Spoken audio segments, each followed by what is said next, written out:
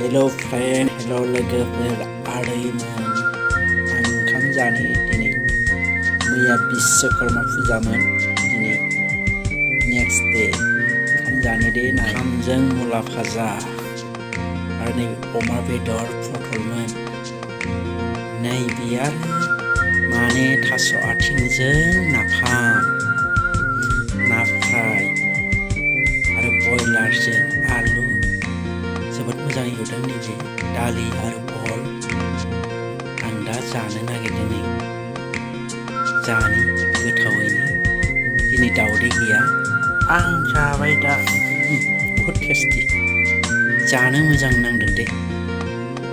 बेदराबो जादों एवनाया। आदैमोन गोथाव जादों दे। आं जानि, नोंसोर नायबाय थाथ'। माने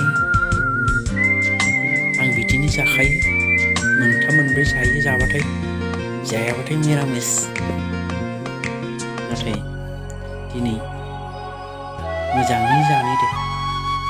मोनथाम मोनब्रै एवना लाखादों आङो, हारसिङैनो दङ दा न'आव। माथो खालामबावनो, हारसिङै जिउ जानानै दङ दासान्दि।